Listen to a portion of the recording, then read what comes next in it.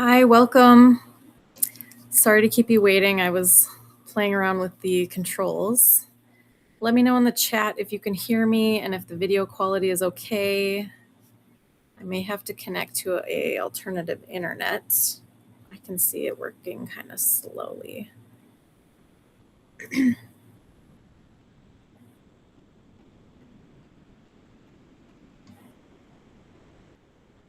Can you write in the chat if you can see and hear me fine and if it's delayed or not? I see it delayed, so I'm going to try to hook up to a different internet source. My name is Ivy and I work for Launch Commerce. I've worked with Greg for a long time and I'm an email marketing specialist. So I wanted to go over some email foundations, everything you would need to get up and started, and kind of how to keep track of your sender reputation. Am I delayed on video?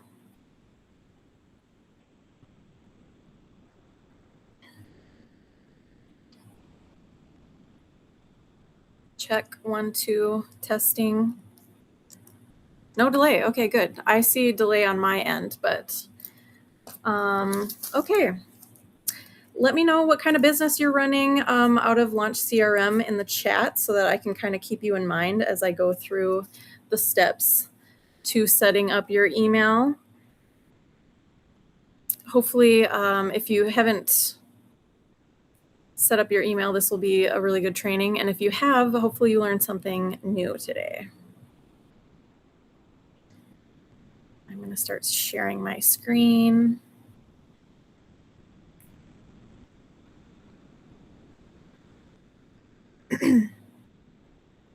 Oh, nice.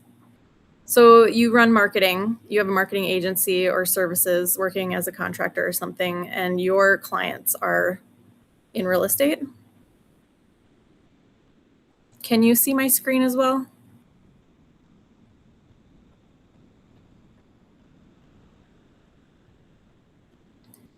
I hate that I can't see the chat while you're talking. Okay, great. All right. Let's go into the CRM. I'm in the demo training account, so there's not going to be a lot here, which is a good thing. To set up your email in the CRM, you're going to go to settings on the left bottom side and then scroll up to email services. And this is going to pop up. It pops up on every account that I've been in so far. And it's going to ask you to create a dedicated domain. That is what we're going to do, but I'm going to exit out of it so I could show you where other things are here. We have a configuration for email, which means there is a domain connected. I'm going to hit view configuration in case you don't know what is configured. Since we are an agency, sometimes our clients are connected to the Launch CRM account, like our parent account, and we don't want that. So here's where the dedicated domain is for you to add, and I'll show you how to do that. So it's actually really simple. You're going to put the domain name that you want here, and we ask that people, or suggest I should say, that they do email dot whatever your domain.com is. So that's like a subdomain, and that kind of protects your root domain, they call it, from any damage. So if you're oversending or you're not following spam policies or something like that, any hit to your sender reputation will most likely not affect your root domain. It can affect your root domain, and it's very hard to get blacklisted and kind of ruin your account, but I have seen it. I finally saw it after being in email marketing for like probably 5 years before I saw someone who really actually damaged it. So once you put in email dot whatever, realestate.com, you're going to hit add verify. We'll just try it right now.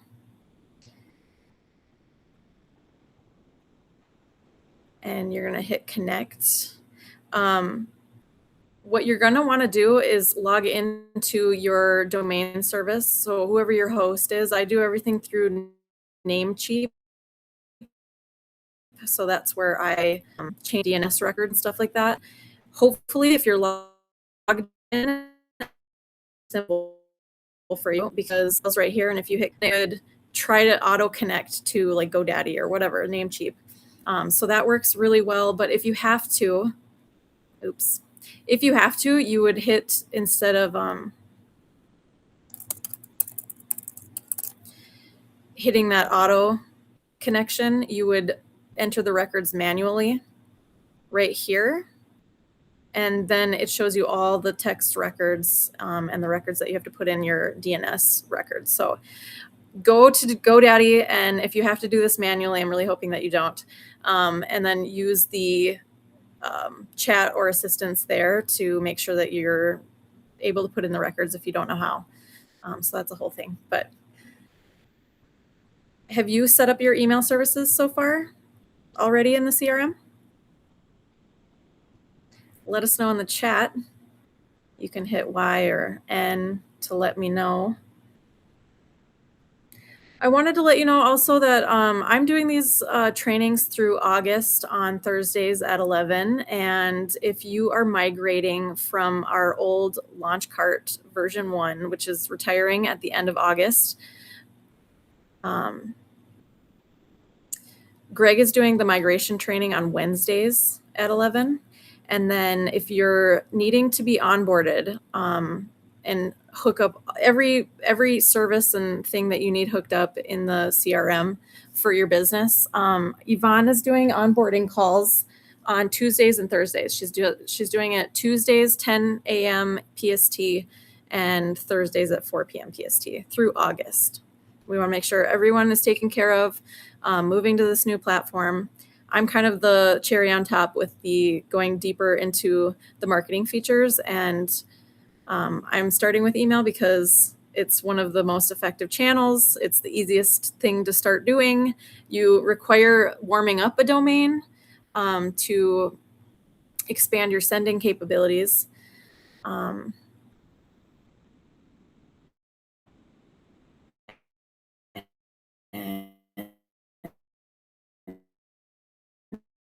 And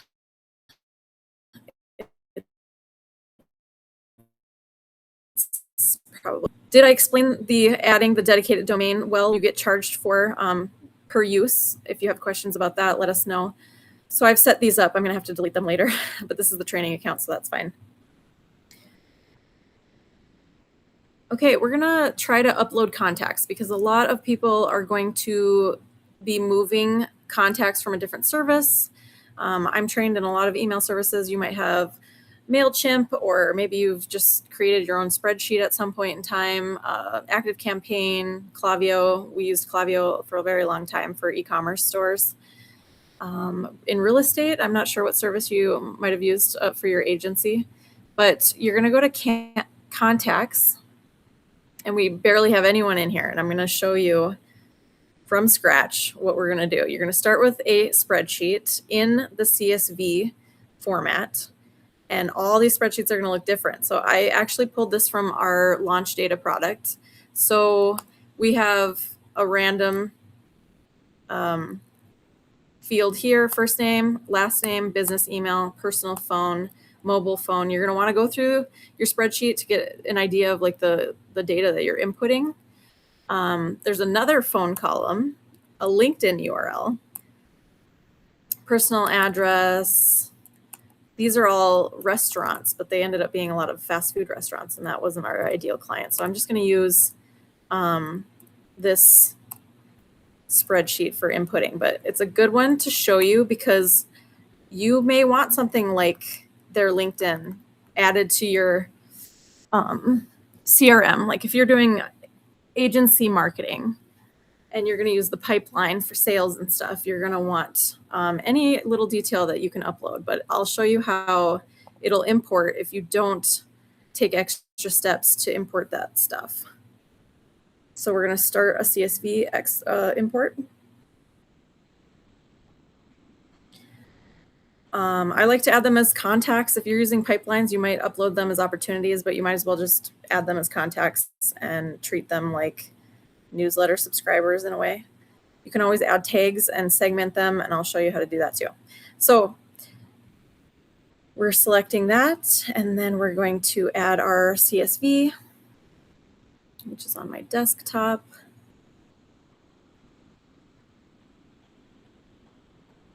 We're uploading this for the first time, so we're going to create contacts. But if you want to update existing contacts with more information, like the LinkedIn address or something, you can go this route for updating contacts, so you're not doing it manually. And then if it sees that you don't have a contact in the system, it will create them, or you could just do update contacts. But we're going to create contacts today because we know that these people are not in the system. Okay, here's where it shows you the fields that it's going to map, and you want to go through these and make sure that you're getting everything you want. So we don't need this. It's not mapped because it doesn't have a place to go. And as you can see, this is the only values the system has in it right now. So I'm going to have to show you how to add like another custom value, they call it, for like the LinkedIn. It's got the first names, and that's routing correctly. It mapped the last name, so it knows what it's doing. Let me see. It mapped the company name. It didn't map the email automatically, so you want to make sure that it's mapping the email and the phone number.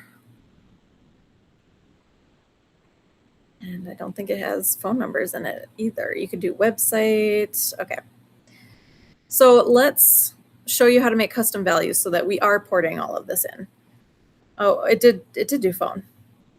I don't know where I found that, but it did grab one phone. But I actually imported this launch data stuff and created like alternative phone for a custom value, and alternative email for a custom value. I know I'm going a little deeper than you might need, but I think it's good to know. And I did keep this like training pretty bite-sized, so I'm trying to keep the trainings to like 45 minutes. Okay, so we're gonna basically abandon what we're doing, cancel the import, and we're gonna go to settings and go to custom fields. Values was the wrong word, sorry.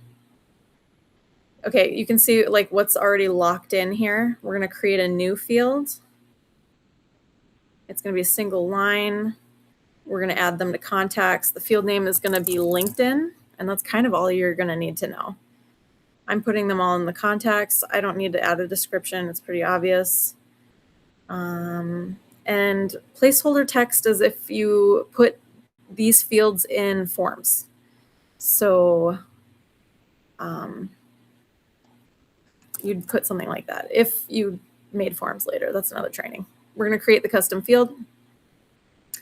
I think that's all we need from this because I just want to show you how that works. So you could create all the fields you want. If you want to do alternative email, alternative phone.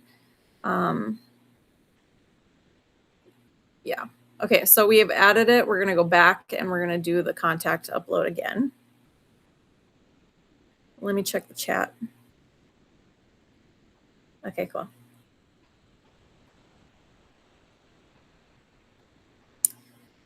Import. Start CSV import. Probably don't need that. Next, upload my CSV. I use OpenOffice. It's a cheaper version of like Microsoft Office. It doesn't really matter what Word document thing you're using as long as it's a CSV. We're gonna create contacts and next. Okay. First name, last name. It didn't route the email. Personal phone, mobile phone. Here's where we are going to find the LinkedIn. There it is. Okay, so now we have the LinkedIn getting pulled in as well. And I think that's all we needed. But like, as you could see, like you might want to put the role of the person in the company or stuff like that for sales. Okay, then there's going to be a checkbox here because we have all this data that we're not importing. So it wants us to acknowledge that we're doing that. And this is going to be important too. You may or may not select these. It'll just dump all these contacts in there without any labels if you want to do that. I would like to tag them fast food because that's the industry that they're in. That indicates who they are. You may not need to do this, You might import these with the tag like old CRM. We've done that so that we know that these are like coming from another platform. You can add contacts to a workflow. We're not going over workflows today, so that's kind of more advanced and down the line. And a smart list, I'll show you how that is created as well. We'll call that fast food contacts. And here's our mapped things. We're going to confirm that all these people have consented. Consent is important. We'll go over that when I go over the opt-in creation that you're going to put on your website. Import takes a while and it might not show the data right away. So sometimes I'll import a list and it'll be like 0 contacts still. Like, see, I have 3 contacts because the import is still happening. You can kind of monitor what's going on in bulk action. So you can see it's processing at just 12.5%. I don't even know what the statistics would show me. Okay. So we'll be waiting on that. Okay, so this is the smart list, fast food contacts. And it says 36 contacts. Sometimes it's only telling you what's on the page, but here it'll say select all, and it'll be like 300 something sometimes. I didn't want to go over this page any more than that, really. Here's the tags. We tagged them, and I'll show you what's next. We're going to create the opt-in form now. We'll get to how to email, how to create an email, and like all the options like that you could use sending to a smart list, or you could email them based on their tags. But I think people are going to need to know how to create their opt-in. So most people are going to want to put it on their site, and you're going to go to sites. And I'm assuming a lot of our users are going to actually have external sites. So can you put in the chat if you have an external website, or if you are going to build a site in the CRM, or if you already have a site in the CRM? I'll check the chat in a minute.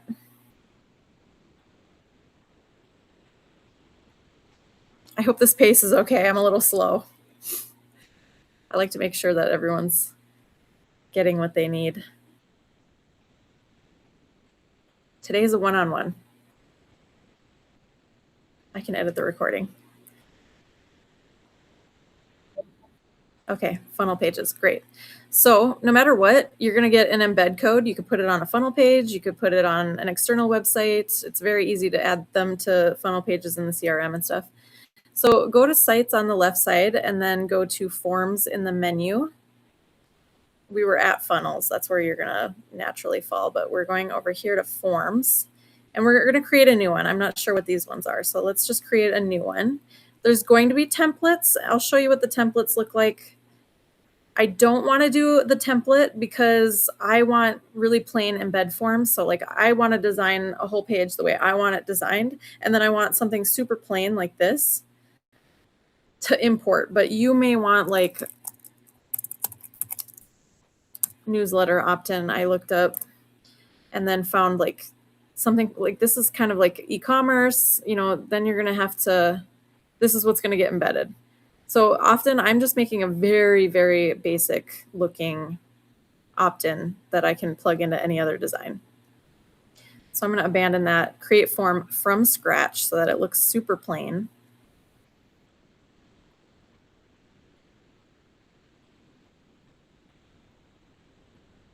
And then it gave me a really good place to begin.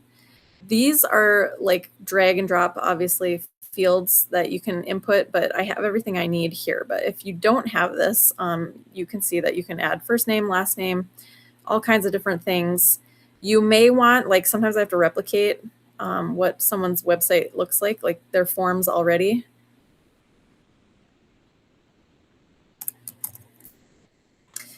What? That's not what I wanted. I wanted to put like a header. Here it is. So you could put like, subscribe to our newsletter. And then you have all the options that you can do that. You can describe what the newsletter that they're signing up for, or you can just leave it blank and let your, page design do all that for you. What really matters is the fields, obviously. So first name, last name, these are not required currently. So if you want to require at least a first name, you'd go in the settings here, or it'll pop up, and click required. We don't want to require a phone. I don't. You can. If you do, to be A2P certified, and this is like advanced again, I like to collect phone numbers. You don't have to, but I like to collect phone numbers even if you aren't planning on sending text message marketing yet, because it just collects the phone numbers before you're ready or licensed or certified or whatever to do it. I like to just get a jump start and do it. But a lot of people, we used to not do text message marketing. So a lot of people just do email, but you want to make sure the email is required. And then phone number can be optional. And then these are the consent boxes. You have to have a consent message for both email and text. So I'm glad that this input here, and that's like email law. And to get A2P certified, which is a whole process to be able to send out text messages, and we'll do that in another training and maybe the next one. You have to go through this whole process, and it will be required that you have a consent message for text, and that you have to have these privacy and policy and terms of service, and often you have to upload your business license and stuff like that. So there's a whole process because it's hard to regulate, and they want to make sure they have somebody who went through this process to be like credentialed and have some sense of responsibility, because once someone gets that, it's hard to kind of shut them off. So this is email law. Okay, email law is collecting consent as well, but it's not something that's monitored very much. So let's just say always save your progress while you're going through things. You never know what could happen. You could preview it. It'll have its own link. I'll show you in a minute, because you're going to hit integrate. And now there's a code.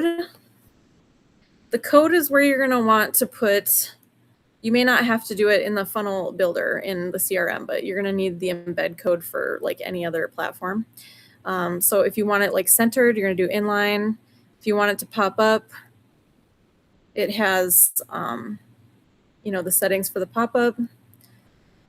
I like that it has these options. So you're going to copy the embed code, and then like if you're working in WordPress or something like that, or any other kind of builder, then you're going to have to like Google or Claude. I don't know if you use AI, but you're going to have to ask the internet where to put the code once you have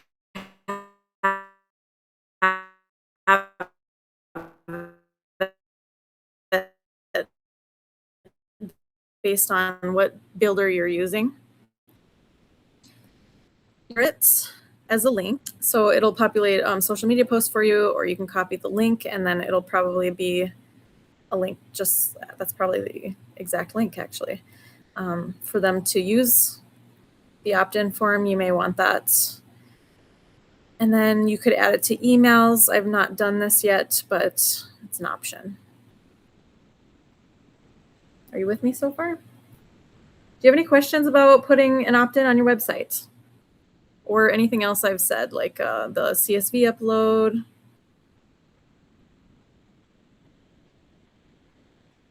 I'll check on you in a minute.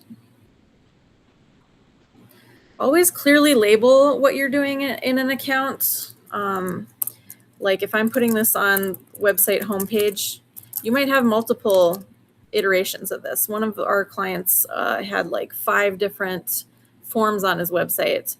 For different pages, different audiences, different offers. So they all come through here different, because in the workflows, you could say, the trigger is they opted into this form, and then they get tagged in that workflow based on who they are.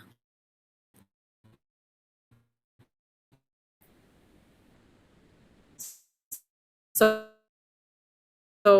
we have an agency that caters to restaurants, and so they want to form as restaurants. Sometimes I put my name on things so that people know who generated the form, but it's best to just be as organized as possible right from the jump.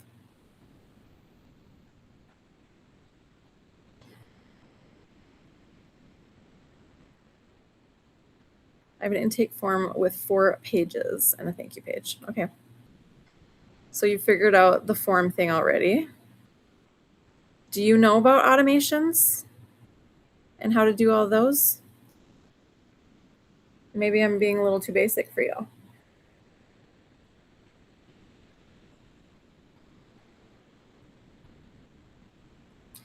The next thing I wanted to go over was creating a campaign. And you go down to marketing and you go to emails.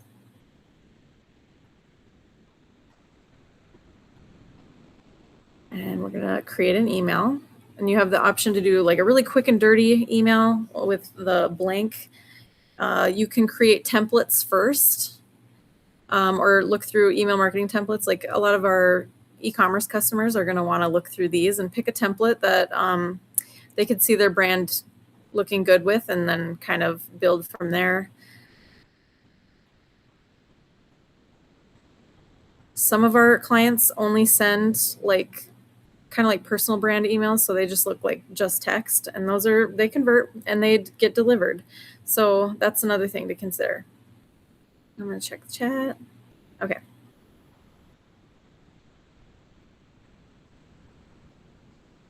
Okay, so I think it's best to just start with a template, because as you get more advanced, you're gonna wanna start using templates so that you can I like to, when I build emails, I like to build them for the automations, like a welcome series, for example. Let's say someone opted in on the website, and then you want to send them a welcome series right away.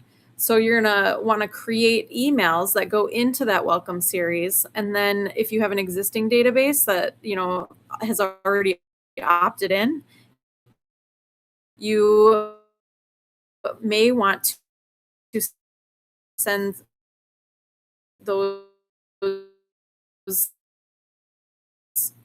templates as I think the blank template is super straightforward. I'll show that to you first, and then we'll edit a little bit of a branded kind of email.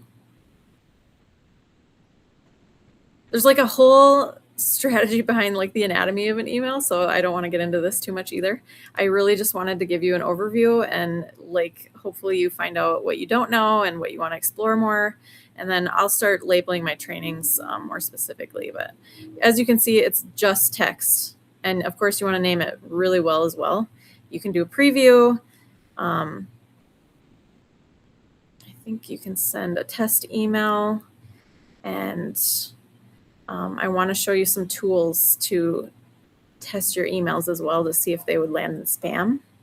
But I'll do that when I get to the monitoring your sender reputation. Do you have any knowledge about sender reputation and like how to warm up a domain and anything like that, or is that news to you? Or email KPIs, things to track, just as you're going with email marketing. Okay, we're gonna check out a bigger design. I liked this one for one of our clients.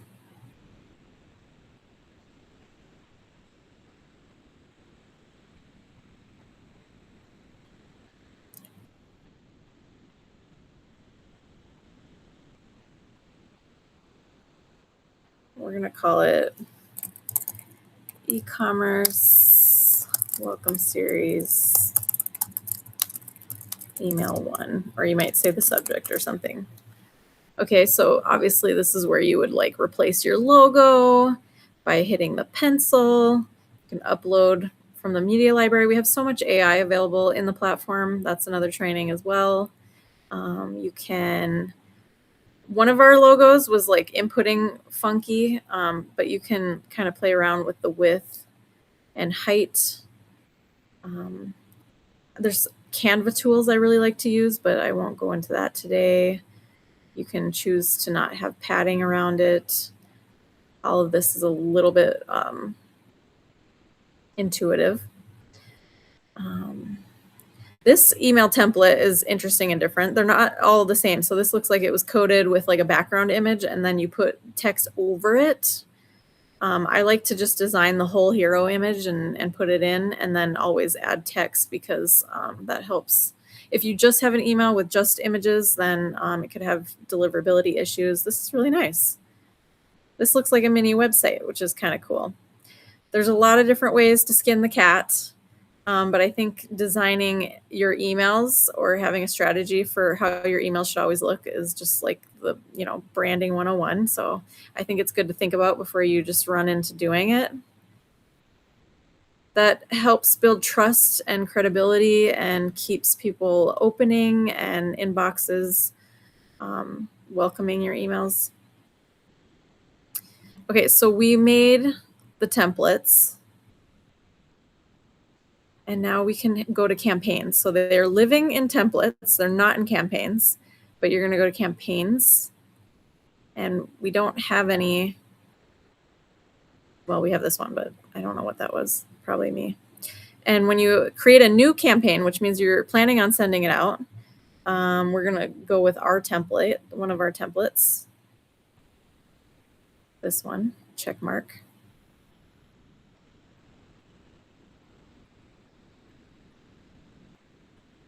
I want to send it so bad.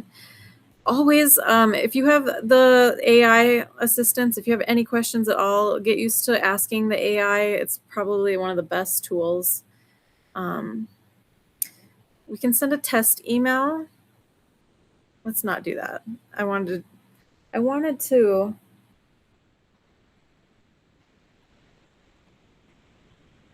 We'll go over this first. In campaigns, you're gonna send or schedule it, and there's a warm-up schedule. So when you're first sending from a domain, if you just ran out and started sending thousands of emails a day, or even to a chunk of your people without batching them out and like spacing them out, you could hurt your deliverability like right away. Because the back end of people's inboxes, like I have Google for my personal email. So the back end of my Google knows when senders are acting funky. Like if they know if they're brand new and sending to a lot of people. So that's how you end up in like the promo and the spam tabs. And you want to avoid that by warming the domain. And the domain is likely new. If it's the subdomain, it's brand new. If it's the root domain, you may have a little bit of a reputation of email. Like you just switched to the CRM, so you're going to warm up again. More new service. Okay. Okay, glad I'm covering new stuff. So if you were already warmed up, you would send now.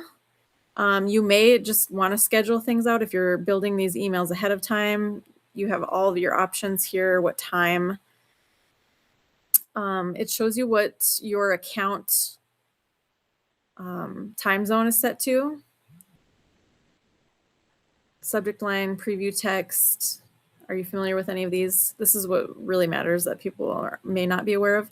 You could do all contacts. We have, what did we have? 37 contacts in our whole database. You could do a smart list, which we created, fast food contacts. Now you see where that is all coming into play.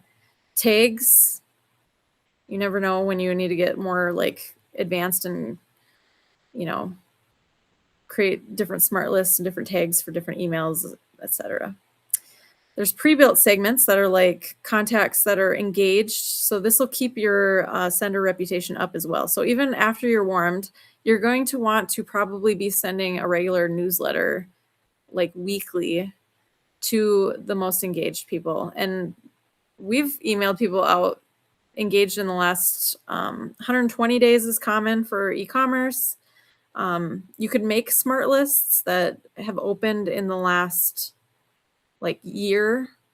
That's one I've been using for one of our accounts, but these are just quick and easy. The platform does try to make it easy, but I know it can be really overwhelming, all these features. So if you have any like specific questions ever, you can email us at support@launchcart.com. If AI is not doing it for you, we're gonna try to do more like open house, open like office hours, co-work sessions, things like that. Let us know if you have any interest, and we'll get one scheduled. Okay, so I haven't done the build segments. I am pretty well taken care of with those. I like to track clicks. Um, Everyone should track clicks. I'm not sure why it's not just pre-enabled. And then resends are really good too, because it resends, this option will resend to people who didn't open your first email.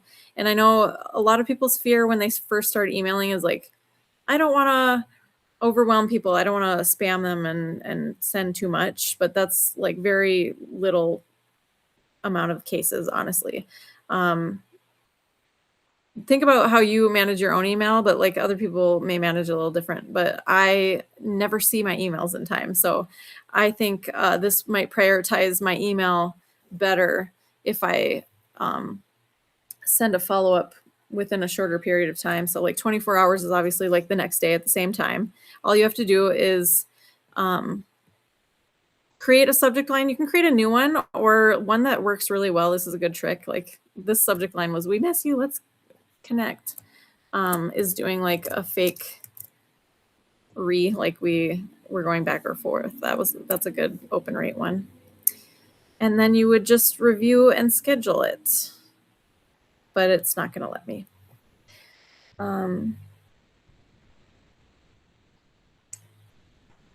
Okay. Back. I really didn't want to go over automations at all, but I do want to go into the other place that you can email from. So this is one of the ways that you can email using campaigns. It's one of the best ways because you can click recent here and then you can look at all your recently sent and check the stats. And the stats are going to be really important. I'm going to send an email out with a little bit more tools. So like what a warming schedule would look like, what the settings would look like. The KPIs are key. I don't know why I'm blanking on what it is. Key performance indicators. Like the click rate, the open rate. There's ones that people don't pay attention to very much that they should. The unsubscribe rate and the spam complaint rate is going to be really important to monitor. And it's not a big deal. It's just that you want to look at the statistics of your campaigns like 4 or 5 days out is probably pretty accurate, and just make sure that nothing is acting funky. Bounce rate is super important. That's why we have people opt in with consent and have all these email laws. It protects these software companies too, because a lot of us are emailing from the same server. And if too many people are acting badly, then it tanks the deliverability for everyone. So that's why there's all these little things in place. Okay, so you now know how to email out of campaigns.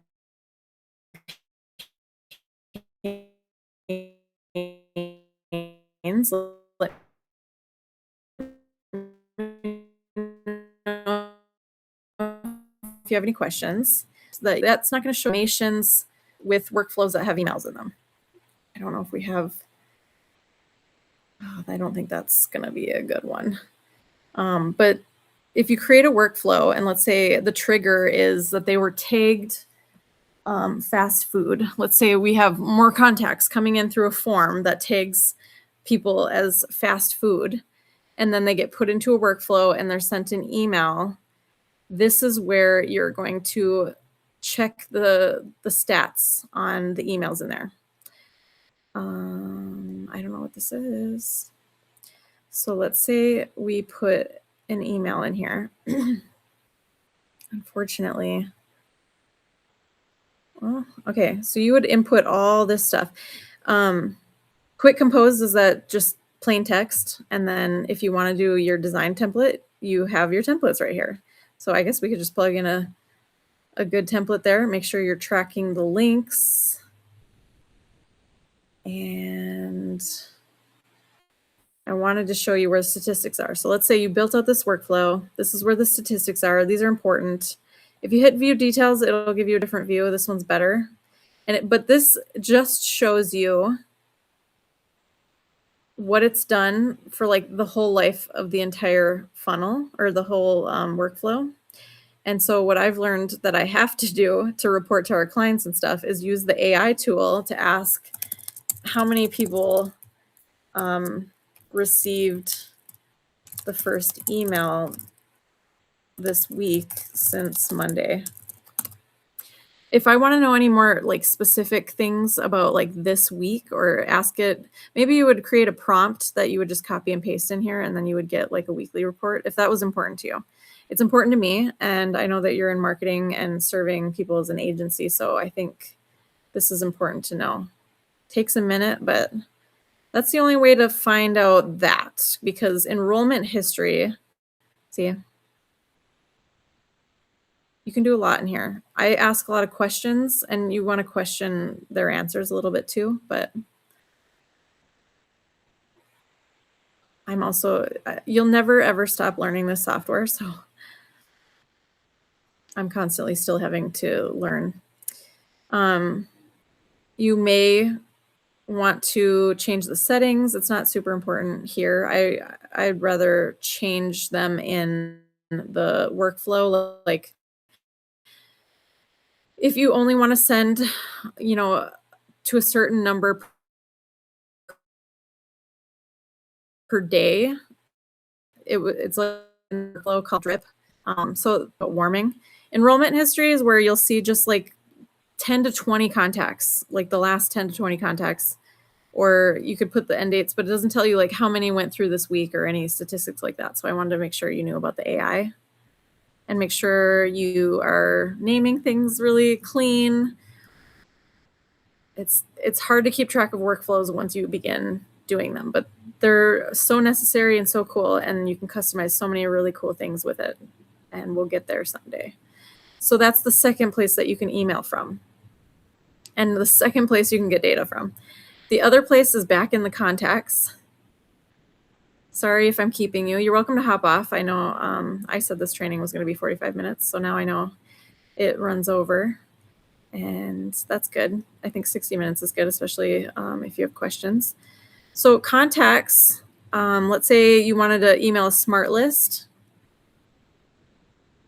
Like I said, it won't grab everybody. It's going to grab like whatever's in the view, which is 50, but you want to select 235, all of them. And then you can go here and say send email. You could like automatically push them into an automation. That's one way to do it.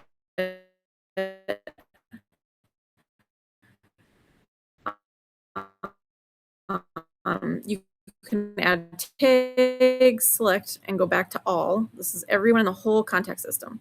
So like if I select this, it's only 20 per view, but if I want all 237, I click there. And then what I really want to show you is the filters. Okay, we had like a few contacts in here that are not fast food. So you can filter like so many things in here, but I'm going to filter by tag. If the tag is fast food, apply. And then you can add other filters. So you can add, if the tag is fast food and they've opened an email in the last year, let's see. This is where you just have to explore. I can't even tell you all this stuff. Is this it? No, that's not it. But email, no.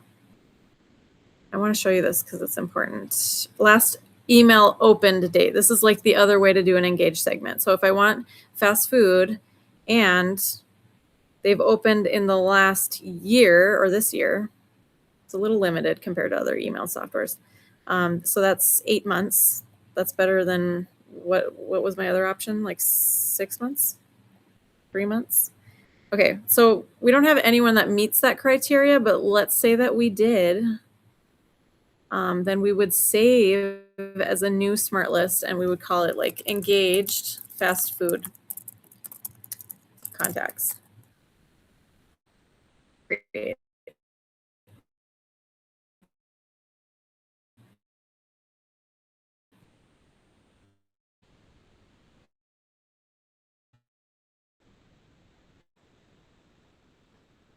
So in other loading, and now we've created one with different filters, and you may need these when it comes time to do automations and campaigns. Okay, the last thing that we want to go over is the monitoring of your sender reputation. We talked about how important it is to do all the email law things, like making sure that they opt in with consent and warming up your domain and using the subdomain so that you're not ruining your root domain reputation in case anything goes off of rails.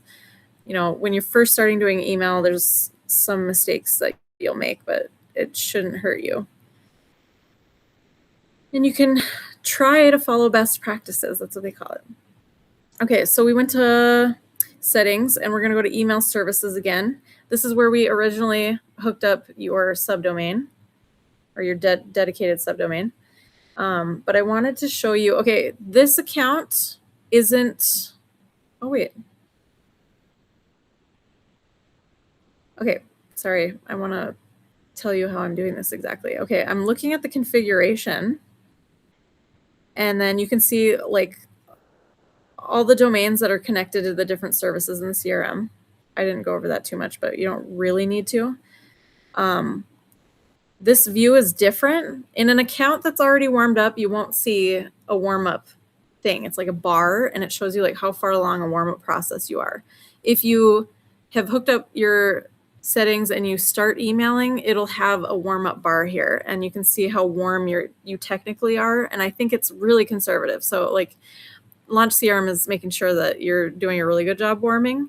But it's a cool thing to watch. And that's the only way to tell how warm you actually are is in this SMTP service and then the dedicated thing. Email analytics, we haven't emailed out of this account at all, but this is where you look at your whole account analytics. So you can look at your campaign analytics and you can look at your automation analytics, but you want to monitor your overall analytics because like if your bounce rates get too high, and this is what I want to email out is like the KPIs. So how low should your bounce rates be? It should be below like 2%. Unsubscribes aren't like too big a deal, but that you want that under 2% too. Click rate. I see often like a 0.5 to 2% click rate, and that's kind of average. Open rates can range from like 20 to like 60. I've seen some really high open rates. So all of these things are like things to talk about later. They can't hurt you so bad. I'm just trying to make sure you know what will hurt you. So this is a spam complaint.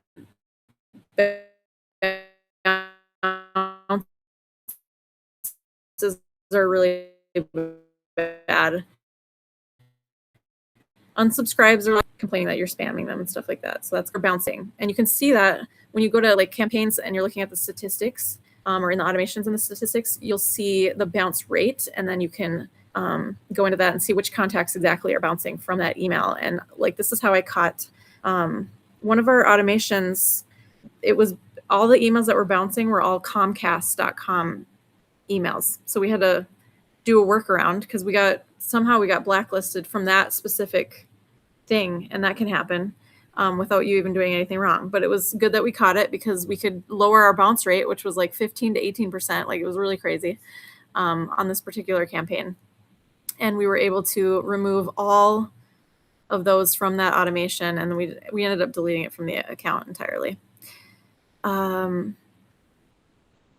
You can check your domain health here. This is just one of the tools that I could, help you guys with. mxtoolbox.com/email health, and you can like put your domain in there. So like launchcommerce.ai. I do this as a marketing agency. You want to check account health. You can use your chosen AI to go over anything with you. This is really important, so I'll be talking to someone about that right after this call. DMARC is required. SPF record is required now. So these things will get you blacklisted like immediately. It's like one of the like email 101 things going on. They just started that too, like a year or two ago, or maybe I'm losing time since the pandemic. Could have been longer ago, but we're not blacklisted yet. Everything looks pretty okay. I'll be going over this in greater detail. And then this website, mailtester.com, you can grab this email and send a test email to it, and it'll give you a score on just that email if the email is spammy. And if people are like really not well versed in email design or doing something black hat, you may want to check their emails, or even show them, if you're an agency, show them how their emails are performing before you take over the service. But I can take this one, for example, and send a test email to it. And we're almost done here today. So if you have any questions, put them in the chat. I'm going to send a test email to that email. I don't even know what the settings in this demo account are, so it's hard to do this. We're going to send it. So we sent it, and then we're going to hit the button to check our score. Let's make sure it went. And I don't know how it'll perform. This is something I'll screenshot this and share it with like new clients and just show them, that I'm doing everything that I should be doing, or that I know my stuff.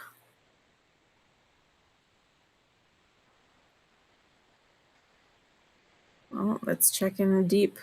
So it might find some problems. Okay, I'm going to check the chat.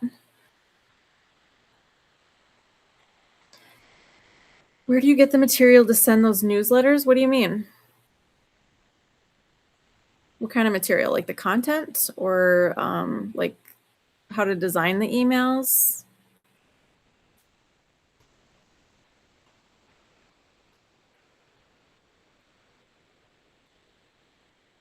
For like plain text, sometimes we use AI. I don't use ChatGPT, but I knew this would be like blank so that I could not share personal stuff. But like, I need to send an email to my followers letting them know I've finished my fitness book. Finally, it took 6 months. You just want to give it everything you can. They can pre-order it for $4.99. A just pay shipping deal. I'm literally just making this up. Please say something inspirational at the end and sign off. Ivy Brooks, your favorite fitness instructor. That's not what I am at all, but let's see what it comes up with. It'll come up with your subject line and all this stuff. Working for an agency, you use AI a lot, probably, to just like, I usually give it a lot of information. We really like to use Claude, and Claude will learn you over time. So we do Claude projects for every client, and then it just learns more and more and more about that specific client and everything we do for them and all the designs, and it's really great. What I like to do is, like, I really like if you're in Claude, you tell it, like, I like that you made some text bold. I hate emojis, and I hate em dashes. Always remove them.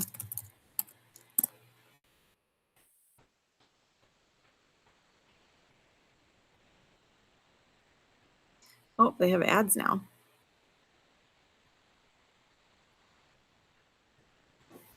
Can you give me the updated email copy, please. I used to say please every time. Okay, so it removed all of that. You can give it links and it'll put the links in. That helps with the copy because even if you design your email, you're going to need to put copy in your email as well. Would this make a good cold email? What other suggestions do you have? Let's check our spam. It's still working on this. That's weird. I've never had it take this long, so I'm not sure. Is it almost done? I'll show you what I use for design usually. Nope. Okay. That might not be a good thing to show you today. I use Canva. Your emails, unless you're like a celebrity brand or like beverage companies, for some reason, certain companies are really heavy on the design of things. But Canva suffices, and they have plenty of templates in here. I don't have any email ones to show you maybe, but you can always search email template. We'll just see what it comes up with. Oh, it's looking through my designs. So let's go to home and search templates.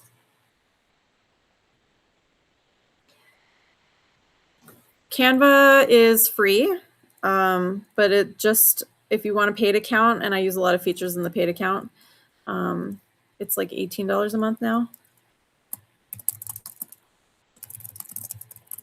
I'm putting hero image, but it might have full email. And just, I like to make emails, they're like 600 pixels wide. You can always create a custom size. So if you want to make like an email banner, I like to put little advertising like in the footer of all of the emails, like a secondary message, some kind of call to action. For e-commerce, it's like join our text club.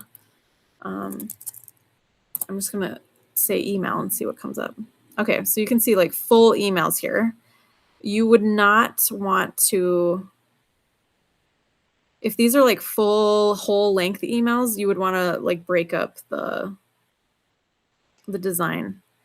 Because sending an email, I said if you sent email with all images only, it will probably place you in spam or promotions or something. But especially if your email is like literally just one image, is not good. So you want to have a mix of features. But even just starting to email, like if you're just warming the system, keep it real simple. Like put the logo at the top and do these text only emails, and then maybe just slowly build up to doing more of these designs. I've been split testing in different accounts, like plain text versus the designed emails. I can show you about split testing in another time too. We could go a little bit more advanced next time. Does that answer your question about the content? Yeah, for the industry. You could even look up templates in your industry. So real estate email.